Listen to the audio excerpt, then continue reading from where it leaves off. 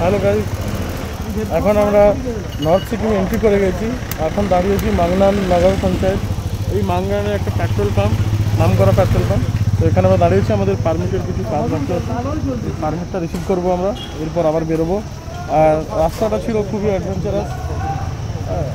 চলো আবার নেক্সট ভিডিওতে দেখাচ্ছি। পারমিটটা নেওয়ার পর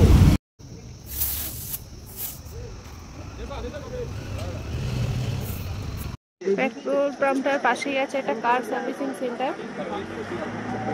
তো আস্তে আস্তে আস্তে দাদাটার বাইকটা পড়ে গেছিল, তো একটা স্ট্যান্ড ভেঙে গেছে। ফুটরেস্ট কি করে হলো এটা? মানে প্রবলেমটা প্রথম বড় পাথর পড়ে গিয়েছিল সামনে। ও না ভাবিও জন্মকে চিন্তা করছিল। হ্যাঁ, দাদার পিছনে একটা পিলিয়ানো ছিল, পিলিয়ানটা কে ছিল বলতে পারলেন?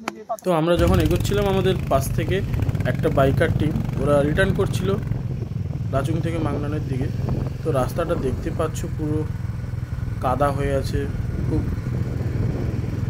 তো আমরা খুব আস্তে আস্তে এগোচ্ছিলাম সাবধানতার সাথে, কারণ স্লিপ করছিল পেছনের চাকা সামনের চাকা। তো যেহেতু লাগেজ ভর্তি ছিল এবং পিলিয়ন ছিল, সেই জন্য আমরা আস্তে আস্তে করে বেরোলাম। এবং আমাদের সামনে ঠিক পড়ছে মাংনানের চেকপোস্ট, যেই ব্রিজের আগে আমাদের পারমিটগুলো চেক করা হবে, তারপরে আমাদের এক এক করে ছাড়া হবে।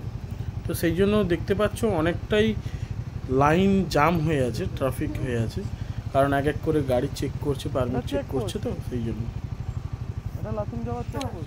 আমার ভিডিওতে দেখানো যে পেট্রোল পাম্পটা দেখালাম, এটাই হচ্ছে শেষ পেট্রোল পাম্প, মাংনান পেট্রোল পাম্প। আর এরপর কিন্তু আর কোনো পেট্রোল পাম্প নেই লাচুং যাওয়ার পথে। তার জন্য যারা বাইক নিয়ে যাচ্ছ তারা বাইকের ফিল আপ করে নেবে, এবং জ্যারিকেন যারা ইউজ করছো তারা জ্যারিকেনটাও ফিল আপ করে নেবে, কারণ এটাই শেষ পেট্রোল পাম্প। তো চলো বন্ধুরা, এরপর দেখা যাচ্ছে পরের ভিডিওতে।